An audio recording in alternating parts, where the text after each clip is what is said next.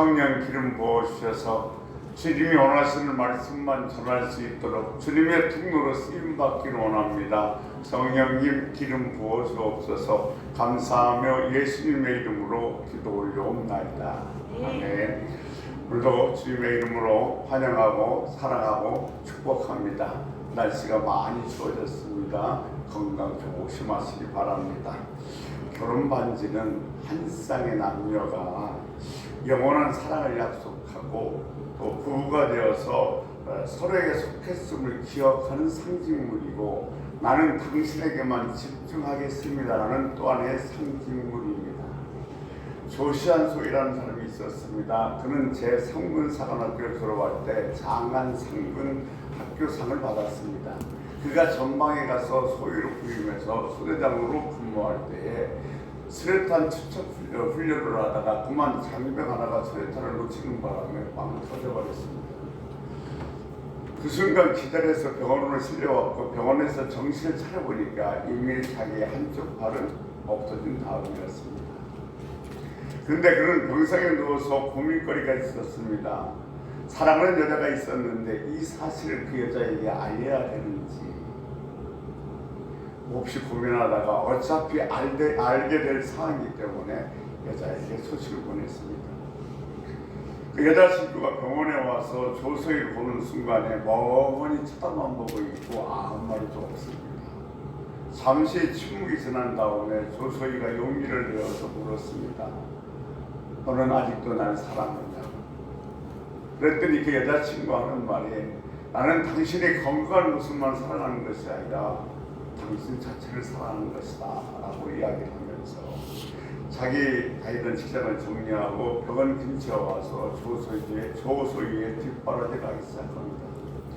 그것을 알았던 아버지가 병원까지 찾아와서 자기 딸을 데려가려고 애를 씁니다. 근데 한사코 내려가지 않겠다고 이야기를 하니까 아버지가 마지막으로 그 딸에게 이런 말을 합니다. 너 이름 따라서 여기 있을래? 아니면 나를 따라서 내려갈래? 만약 네가 이름 보고 여기 있다 그런다면 다시는 나는 너를 보지 않겠다. 그때 그 얘기를 듣고 있던 여자친구가 이렇게 말합니다. 아버지는 어머님이 불의의 사고 오른쪽 팔 하나를 잃었다고 해서 어머니를 버리시겠습니까? 그 말을 듣고 있던 조소희는 속으로 이런 마음을 먹었답니다. 나는 이 여자에게 집중해야 되겠다. 그래서 다니던 학교도 영문학과에서 경영학과로 바꿨고 아모레에 입사해서 아모레에서 최초로 샤우프와 닌스를 함께로 만드는 트로트멘트를 개발했고 그래서 부사장까지 됐고 KT 부사장까지 됐고 그다음에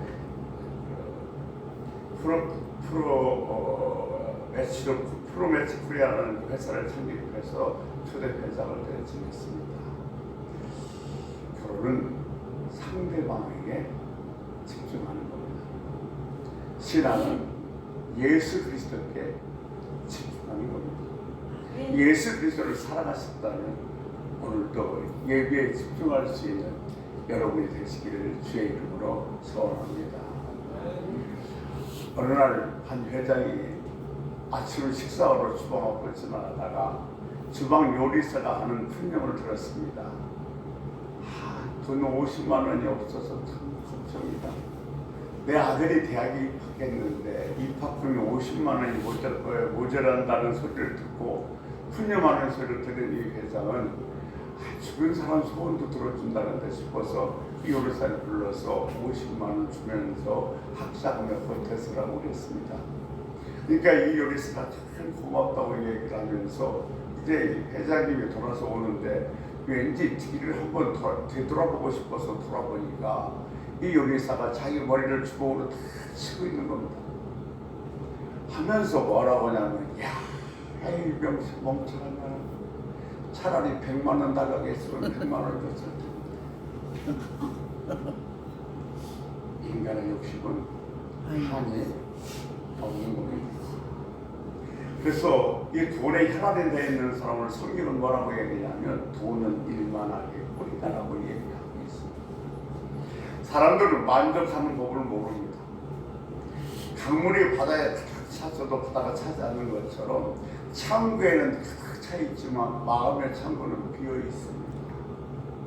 눈으로 보아도 만족이 없고 또 창고를 가득 찼어도 가슴은 늘 비어져 있다는 사실입니다. 미국의 유명한 코미디언인 조지 버니 농담 중에서 이런 말이 있습니다. 하나님께서 천지 창조를 하고 모든 걸 다 만들어 놓은 다음에 사람을 만드셨는데 사람에게 옷을 입히지 않은 이유가 있다. 그러니까 옷을 입히지 않는 이유가 뭐냐 그랬더니 사람이 옷을 입으면 주머니를 달아달라고 할 것이고 주머니를 달아주면 그걸 채워달라고 징징거리기 때문에 옷을 입혀주지 않았다. 농담이지만은 우리들에게 주는 의미가 크다고 생각합니다. 그래서 이런 걸 보고 성경에서 뭐라고 하냐면 욕심이 장성하면 사망에 이른다고 얘기하고 있습니다. 욕심은 다만 욕심으로 끝나는 것이 아니라 유혹의 미끼를 무는 순간부터 사단이 밥이 되어버려서 사단이 끄는 대로 질질 끌려갈 수밖에 없는 겁니다. 그러니까 욕심은 다만 내 안에 있는 욕심으로 끝나는 것이 아니라 이 욕심이 사단의 미끼가 돼서 내가 그 미끼를 무는 순간부터 나는 나다움을 잃어버리고 사단에게 질질 끌려가는 인생을 살 수밖에 없도록 되어진다는 사실입니다. 이 유혹은 엄청난 힘이 있습니다. 그래서 선악과 앞에서 아담과 하는 하나님의 말씀을 들었습니다. 그런데 그 선악과의 미끼를 딱 무는 순간부터 하나님 말씀은 전혀 생각이 나지 않았고, 아니 선악과 앞에서도 하나님 말씀은 아무런 힘도 발휘할 수가 없었던 것입니다. 방금 전에 내가 결정했습니다. 먹고 싶다고, 가보고 싶다고. 그런데 내가 그 미끼를 딱 무는 순간부터 나는 낚시꾼의 음질에서 집이 끌려갈 수밖에 없습니다. 여러분이 잘 알다시피 물고기가 지렁이를 물었습니다. 근데 자기가 먹고 싶어서 좋아서 물었습니다. 그러나 무는 순간부터는 자기 뜻대로 아무것도 할 수 없습니다. 낚시꾼이 이끄는 대로 끌려갈 수밖에 없습니다. 마찬가지입니다. 우리가 그냥 이 사단이 던지는 미끼를 물으면 미끼를 물고는 끝나는 것이 아니라 그부터는 우리는 아무것도 내 스스로 할 수가 없고 사단이 끄는 대로 질질 끌려갈 수밖에 없다는 사실입니다. 그 예로 가룟 유다를 한번 살펴보겠습니다. 가룟 유다가 유혹을 받게 됩니다. 그래서 누가복음 22장 3절에 보면 이렇게 기록해 놓고 있습니다. 우리 같이 한번 읽겠습니다. 12 중에 하나인 가룟이니라 그는 유다에게 사단이 들어가니 라고 시작합니다. 가룟 유다에게 사단이 들어갔습니다. 사단이 들어가서 무엇을 했는가 하냐면 지금 가룟 유다의 마음속에 마음 방향이 어디로 가고 있는지를 확인했습니다. 그것이 요한복음 12장 6절 말씀입니다. 또 같이 읽습니다. 이렇게 말하면 가난한 자들을 생각함이 아니요 그는 도둑이라 돈괴를 막고 거기 넣는 것을 훔쳐가미르라. 가룟 유다에게 욕심이 있었습니다. 근데 그 욕심의 방향은 뭐냐면 돈이었습니다. 돈을 좋아했습니다. 네, 돈을 향해서 길이 나 있는 줄 사단은 알고 거기다 미끼를 딱 던져버리는 겁니다. 그래서 그 미끼를 딱 물으니까 이 사단이 가룟 유다를 어디까지 끌고 가냐면 그때부터는 가룟 유다가 가고 싶은 것이 아니라 사단이 자기 마음대로 질질 끌고 갑니다. 그래서 어디까지 끌고 가냐면 마태복음 26장 15절에 보면 내가 예수를 넘겨줄 텐데 나의 얼마를 줄 거냐까지 갑니다. 그래서 은 30냥을 던져줍니다. 근데 가룟 유다가 은 30냥을 딱 덥석 무는 순간부터 그러니까 다만 그 미끼를 물었을 뿐인데 사단이 예수를 잡아 넘겨주는 그 해각하는 자리까지 가룟 유다는 질질 끌려갑니다. 사단이 유다를 끌고 가고 있는데 유다의 모습에서는 제자의 모습이라는 것은 전혀 찾아볼 수도 없었고 참 인격적인 어떤 요소도 가룟 유다에게 아무런 영향력도 주지 못했습니다. 이것이 유혹의 힘입니다. 그 유혹의 미끼는 한 번 물기만 했는데, 그냥 좋아서 내가 한 번 물기만 했는데 하나님 말씀이 전혀 생각나지 않고 하나님 말씀이 전혀 기억나지 않고 하나님 말씀을 기억한다 할지라도 그 말씀은 전혀 힘을 발휘하지 못하게 되는 것입니다. 보십시오. 유다가 그 미끼를 딱 물은 순간부터 사단은 이 유다를 어디까지 끌고 가냐면 사살하는 것까지 끌고 가게 되었습니다. 여러분, 미끼를 물었던 우리는 사단이 질질 끌려갔는데도 불구하고 하나님 말씀이 전혀 생각나지도 않고 기억나지도 않고 기억한다 할지라도 지킬 수가 없습니다. 아담과 하와가 생명나무에서 하나님이 성령 먹으면 죽으라는 그 말씀을 알고 있음에도 불구하고 그 말씀은 전혀 힘을 발휘하지 못했던 것입니다. 지난 시간에 이어서 말씀드린 유혹은 욕심에서 시작됩니다. 그냥 내가 그 미끼 문 거 아닙니다. 내 안에 그 욕심이 있었기 때문에 그렇습니다. 내가 무엇을 결정할 때, 내가 무엇을 원할 때 혹시 이것이 욕심의 미끼가 아닌지는 생각해 보아야 됩니다. 두 번째는 욕심은 엄청난 힘이 있습니다. 하나님 말씀이 기억도 나지 않게 하고 생각도 나지 않게 하고 내 안에서 하나님 말씀이 아무런 능력을 행하지도 못하게 만드는 것이 유혹의 능력입니다. 세 번째, 유혹은 미래에 많은 비용을 지불하게 만듭니다. 우리 에서와 야곱의 사건을 한번 살펴보도록 하겠습니다. 에서가 배가 고파서 팥죽 한 그릇에 장작권을 팔았습니다. 이건 시급입니다.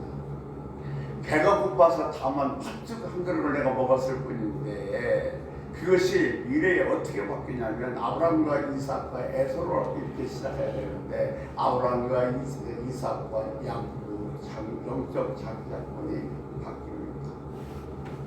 그러니까 에서가 팥죽 한 그릇을 먹은 그것으로 말미암아 자기가 장작권을 잃어버릴 뿐만 아니라 그 후손들에게도 엄청난 영향을 미치게 되어진다는 겁니다. 오늘 본문에 보면 기브온 족속과 여호수아와 이스라엘 백성들이 조약을 맺습니다. 그 조약을 맺음으로 말미암아 어떤 결과가 나타나냐면 오늘 본문 9장 18절 하반절에 보면 이런 얘기가 나옵니다. 그러므로 회중이 다 족장들을 원망하니 그랬습니다. 지금까지는 한 마음이 돼서 왔습니다. 침묵하며 왔습니다. 그런데 이제 다시 그들이 모여 족장을 향해서 원망을 하기 시작하는 겁니다. 이 원망이라는 단어는 히브리어를 보면 미움을 가지고서 불평하는 것이 원망입니다. 이것이 기브온과 화친한 결과였습니다. 결과는 거짓말이라도 그 약속을 지켜야 합니다. 내가 비록 거짓말을 한 거지만 그 약속은 반드시 지켜야 됩니다. 보십시오. 야곱이 하나님께 묻습니다. 내가 이삭에게 묻습니다. 내가 에서냐? 그때 야곱이 뭐라고 하냐면 예라고 거짓말합니다.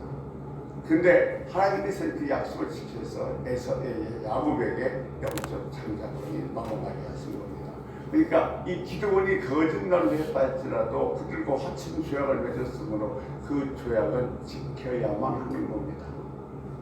그런데 다윗 시대 때 3년간 기근이 왔습니다. 많은 백성들이 고통 속에 헤매게 되자 이 다윗이 하나님 앞에 나갑니다. 근데 이 기브온 족속들을 누가 죽였냐면 사울이 죽였습니다. 화친을 맺어서 죽이지 말아야 되는데 죽였습니다. 그로 말미암아 사울도 죽었고 사울의 후손들도 다 목마다 죽는 비참한 미래의 비용을 지불하게 되어지는 겁니다. 미국의 유명한 설교자인 비그 목사는 산전수전 공중전까지 다 겪어서 목사가 된 사람입니다. 그러니까 이것저것 다 겪었어요. 근데 그가 정말 유명한 설교자가 돼서 TV에 나가니까 많은 사람들이 성경을 보내기 시작했고 성경비는 엄청나게 많아졌고 그 성경비를 세계 각곳에 보내기 시작합니다. 그런데 어느 날 이 베이크 목사가 조그마한 미끼 하나를 딱 봅니다. 그 미끼는 뭐냐면 자기 차가 고장이 났습니다. 근데 내가 이렇게 설교하고 돌아다니니까 선교도 하고 있으니 이 선교비로 차 좀 고친 수리비를 내는 것은 별 문제가 없다고 생각했습니다. 그래서 차량 수리비를 선교비에서 지불했습니다. 그것이 믿기 시작했습니다. 조금 더 다른 것도 지불하기 시작하고, 심지어는 개 결혼식에 축하 파티로 사람들을 모이기 시작하고, 또 개 집에다가 에어컨까지 달아줍니다. 그 결과 이 베이커 목사님은 50만 불이라는 벌금과 함께 45년 감옥형을 받았습니다. 이것이 조그만 미끼에 걸려서 바로 자기 미래를 망쳐버린 종을 예라고 말씀드릴 수 있겠습니다. 지금 사단이 던진 지렁이 한 마리 너무너무 아름답게 보여서 내가 그냥 딱 물어버렸는데, 그것을 물어버리는 거 난 순간부터 말씀이 생각나지 않고, 그 결과가 무엇인가 하냐면 미래에 엄청난 비용을 지불하는 결과를 가져오게 된다는 것입니다. 그러면 어떻게 살아야 됩니까? 사실 우리가 매일매일 살아가면서 우리 속에는 유혹과 미혹이 없을 수는 없습니다. 계속 있습니다. 그러면 이 미혹을 어떻게 물리치면서 살아갈 수 있는 것일까 하면 그 답은 오늘 14절에 있습니다. 뭐라고 이렇게 얘기하고 있습니다. 제가 읽겠습니다. 우리가 그들의 양식을 취하고는 어떻게 할지를 여호와께 묻지 아니하고. 이스라엘 백성들이 무엇을 잘못했다고 얘기하고 있습니까? 여호와께 묻지 아니하고. 여호와께 묻지 아니하고 여호와께 기도하지 않았다는 겁니다.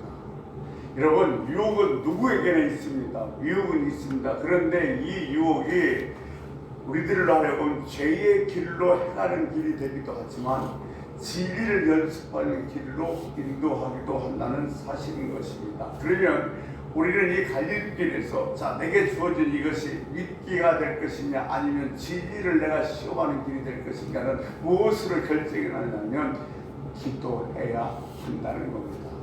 그냥 믿기를 물어버리고 말면 그것이 믿기가 돼서 나를 유혹으로 빠져서 정말로 비참하고 힘든 길로 이끌어가지만, 내가 기도했을 땐 이것은 나를 유혹하는 거란 믿긴 줄 깨닫고 진리를 다시 한번 연습하는 길로 갈 수 있게 되어진다는 것입니다.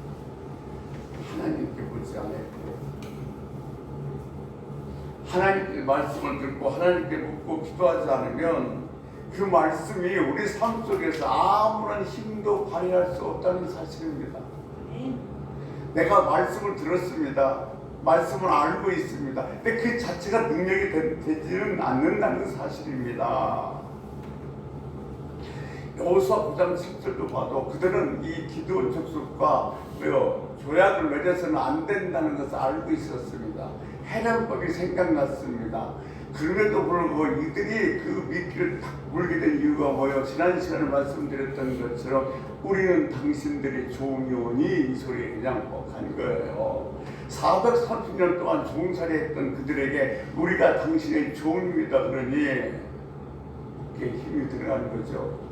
이젠 애함 소리 좀 해보겠다는 생각이 들어간 겁니다. 그래서 하나님 말씀이 기억났지만 그 말씀은 아무런 능력도 해가지 못하지 결국 기드온과 조약을 맺게 되어진 것입니다.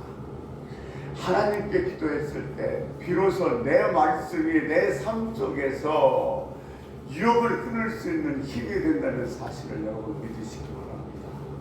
성경을 많이 읽고 많이 들으면서 내 삶의 유혹을 이길 수 있다면 어떤 목사가 고민하겠습니까? 성경을 많이 읽는 것 중요하고 많이 아는 것 중요하지만 그 자체가 능력이 될 수는 없습니다. 아멘. 자, 우리 밥 먹읍시다. 식사합시다. 모였어요. 모였는데 쌀이 생쌀입니다. 그리고 이 생쌀을 어떻게 해야 또 밥을 만들 수 있을까요? 불을 떼서 밥을 해야죠. 그러니까 말씀이 그냥 생쌀이라면 기도는 마치 불과 같아서 말씀 듣고 말씀 읽고 기도해서 그것을 밥으로 만들어 우리들이 삶 속에 능력이 될 수 있도록 만들어야 된다는 것입니다. 마태복음 4장에 보면 예수님이 시험했습니다. 마귀에게.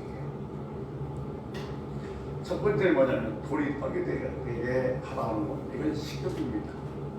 두 번째, 성전에서 뛰어내려라. 그러면 천사들이 받쳐줄 것이다. 이것은 뭐요? 박수와 환호가 있는 명예욕입니다. 세 번째 믿기는 뭡니까? 내게 전하면 천하 만물을 천하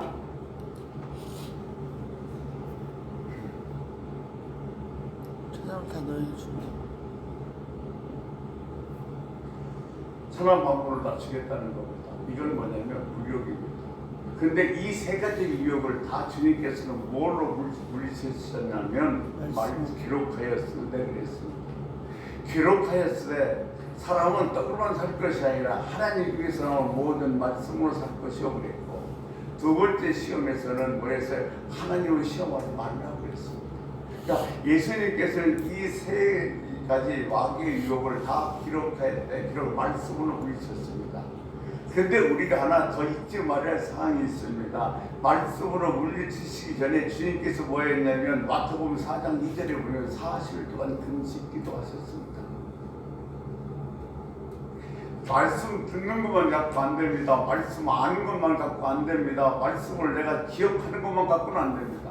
그 말씀을 위해서 말씀과 함께 기도해서 불을 떼서 그 밥을 만들 때 비로소 그 말씀이 내 안에서 영향력을 발휘할 수 있고 힘을 낼 수도 있고 에너지가 될 수 있다는 사실입니다.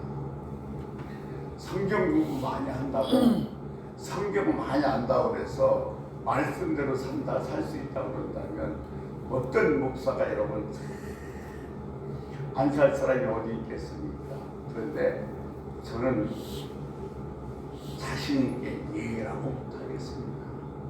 말씀을 많이 알고 있고 내가 말씀을 많이 기억한다고 해서 그 말씀이 나한테 힘이 되는 게 아니라니까요. 내가 말씀을 읽고 말씀을 듣고 말씀을 기억하고 기도할 때 비로소 그 말씀이 내 안에서 힘이 될 수 있다는 사실입니다. 그것이 내 삶에서 매일매일 주어지는 유혹의 미끼를 잘라낼 수가 있는 것입니다. 여러분, 밥이 우리에게 힘을 주고 능력을 주고 에너지를 주는 것처럼 기도할 때 말씀이 우리 삶 속에서 삶의 현장에서 능력이 되고 힘이 되고 에너지가 된다는 사실을 꼭 기억하시기 바랍니다. 베드로가 이렇게 얘기합니다. 저는 그리스도요 살아계신 하나님의 아들입니다. 그자 주님께서 말씀하십니다. 아여라 시몬아 참 복되었다. 이제 넌 베드로라고 했다. 그리고 내 위에 교회를 세우겠다고 합니다.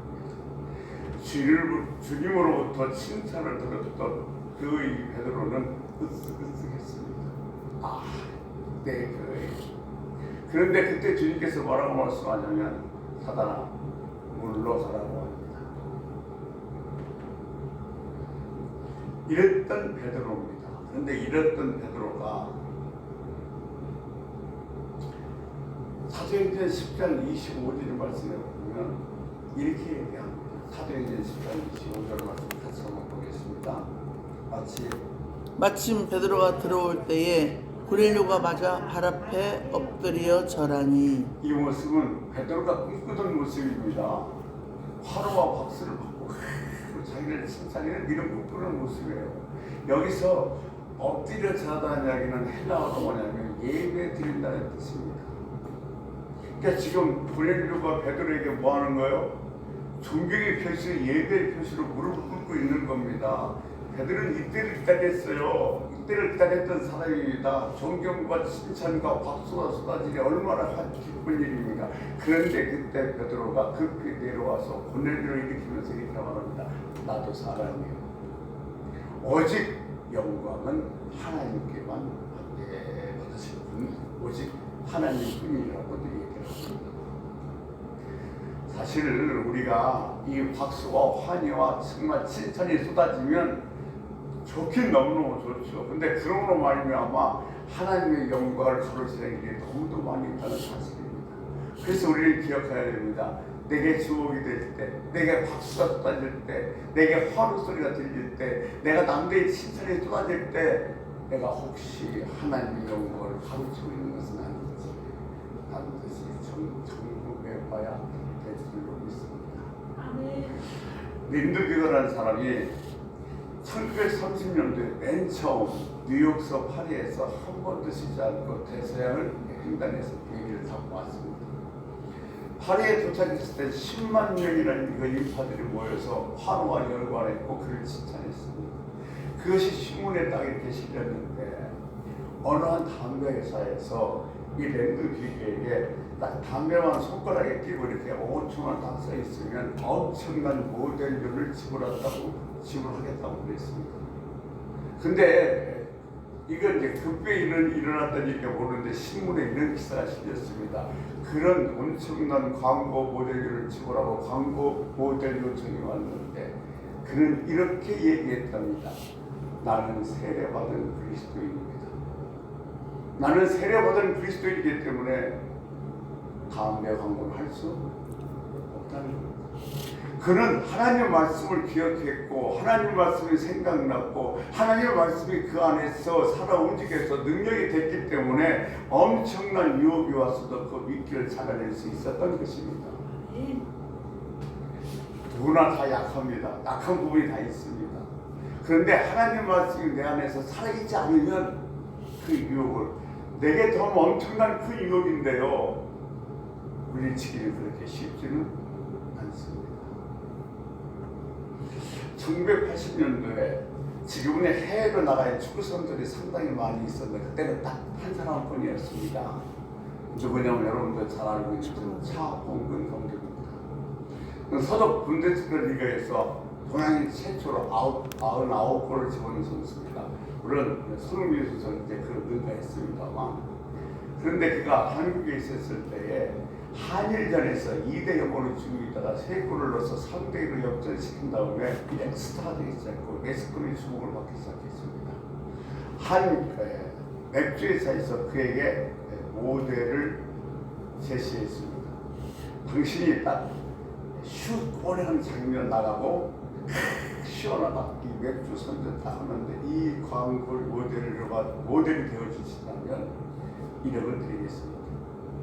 그 당시 1980년도에 1억이 하면 지금 10억 이상 가는 그런 많은 돈입니다. 그런데 그때 이 차범근 감독이 뭐라고 얘기했냐면 이렇게 얘기했습니다. 나는 예수 믿는 사람이기 때문에 이 광고를 할 수가 술 광고를 할 수가 없습니다. 여러분 그 당시 지금도 그 광고에 딱 한 번 그냥 그 슛 꼬리는 그 장면 나가고 시원하다 아무 맥주 이것만 나오면 돈 10억 생기는데 그 유혹의 미끼를 물지 않을 수 있었던 이유는 뭐냐면 그 안에서 하나님의 말씀이 살아있었기 때문이라는 겁니다. 그러니까 여러분 우리도 우리 마음속에서 하나님의 말씀이 살아있어야죠. 말씀을 많이 듣고 많이 아는 거로 끝나는 거 아닙니다. 그 말씀을 듣고 기도했을 때에 비로소 그것이 내 여기 영적인 밥이 돼서 이역을 끊을 수 있는 힘과 능력이 되는 줄로 믿습니다. 사랑하는 사랑의 성도들 이제 금년도 얼마 남지 않지 않습니다. 금년을 잘 정리할 때 내년부터는 말씀을 읽고 기도하는 시간을 아멘. 듣는 것만 안 된다니까요. 알고 있는 것만 가지고는 안 됩니다. 알고 있는 것, 듣는 것이 내 안에서 내 삶에서 능력과 에너지가 될 수 없습니다. 반드시 하나님 말씀을 알고 듣고 있는 것에 대해서 기도로 불을 떼어야 밤이 돼서 내 삶에서 힘이 되고 능력이 되는 줄로 믿습니다. 그래서 이제부터 2024년도를 시작하면서 나는 무슨 일이 있어도 하루에 성경을 한 구절을 읽고 그 구절을 읽고 내가 묵상함으로써 기도함으로써 내 것으로 만들어서 어떤 유혹과 어떤 유혹에도 절대로 넘어가지 않는 정말로 복된 하나님 사람이 되겠다 이렇게 결심하시기를 주의 이름으로 부탁을 드립니다. 아멘. 여러분 눈을 자고 눈을 뜨고 나면 우리 눈앞에 다 있는 게 뭐냐면 유혹과 유혹뿐이에요. 그것뿐입니다. 내가 말씀이 내 안에서 능력을 발휘하지 못하면 우리는 언제든지 그 유혹의 미끼를 물고 사단의 바위 될 수 있다는 사실을 기억하셨습니다.